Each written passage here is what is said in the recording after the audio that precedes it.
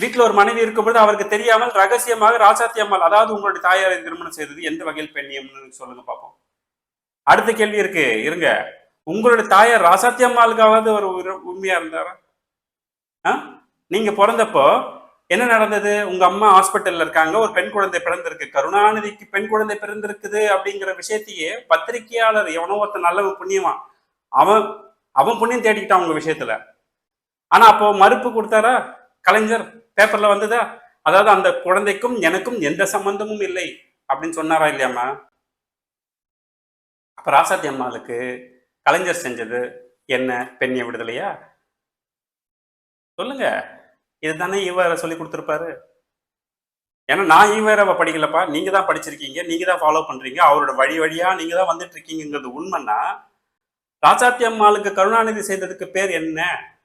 எங்க ஊர்ல அது துரோகம்.